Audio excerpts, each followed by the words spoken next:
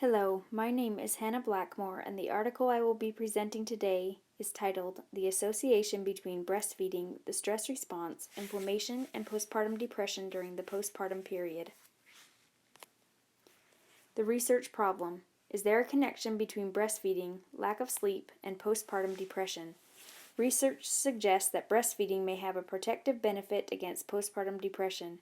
However, there has also been evidence to suggest that lack of sleep in relation to exclusive breastfeeding may contribute to postpartum depression and mood disorders. I am interested in finding out the relationship between breastfeeding and postpartum depression, as this affects many women in the postpartum period. Sampling method.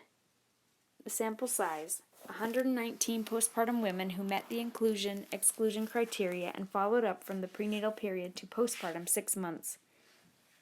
The recruitment of women was accomplished through outreach at prenatal clinics and advertisements placed on community billboards. Randomization ensured that the control and intervention groups matched in that the women were all between 18 to 40 years old, less than 36 weeks pregnant, and were non-smokers. They were required to be free of any medical issues during pregnancy, any chronic illness, and not taking any medications. Postnatally, they had to have delivered live singleton infants vaginally without experiencing hemorrhage or blood transfusion, and both mother and infant left the hospital together within 72 hours of delivery. This is a cluster randomized trial. Study design. Data was collected during 7 home visits during the 3rd trimester on postpartum days 7 and 14 and postpartum months 1, 2, 3, and 6. Women completed questionnaires on current health status, the presence of depressive symptoms by completing the Edinburgh Postnatal Depression Scale, and self-report of stress. Blood was drawn and tested for pro-inflammatory cytokines to check inflammation, and saliva samples were collected to check cortisol levels.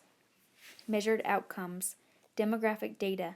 Participants completed questionnaires regarding age, marital status, height, prepregnancy weight, race and ethnicity, and if they were receiving government funding or not. Health survey. At the beginning of each visit, women provided information on themselves and their baby's current health, including any symptoms of infection or any medications they used. They were asked if they had experienced any major life change since the last visit, and were asked to identify whether they were breastfeeding or bottle feeding most of the time. Sleep. Women were asked to track their sleep for the 2 nights prior to the home visit by recording how many hours they slept and how they felt the next day. Depressive symptoms. The Edinburgh Postnatal Depression Scale was used for self-report of symptoms and the results recorded. Perceived stress. The Perceived Stress Scale was used for measuring maternal stress, and reliability and validity was established. Biomarker measures. Cortisol and pro-to-anti-inflammatory cytokines were measured by testing the woman's saliva and blood sample obtained from each visit. Each of these levels were reported. Study findings. The statistics were computed for demographic variables, pattern of feeding, depressive symptoms, stress response, cortisol levels, and inflammatory cytokines. A series of hierarchical multiple regression were applied to test if the pattern of feeding could explain the level of depressive symptoms, cortisol levels, and inflammatory cytokine concentrations after controlling confounding variables. Statistical analysis was performed, and a p-value of less than 0.05 was considered statistically significant.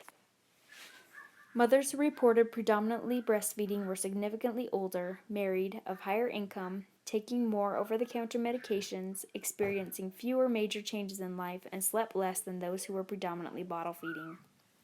Overall, this study did not find a benefit of predominantly breastfeeding on depressive symptoms or perceived stress compared to predominantly bottle feeding, other than potentially decreasing maternal inflammatory response long term. Further research questions. Further research is needed to consider confounding variables such as percentage of breastfeeding, frequency and duration of nighttime feeding, sleep data, and time to wake up that may moderate relationships among the variables. This is the reference for this article. Thank you for listening.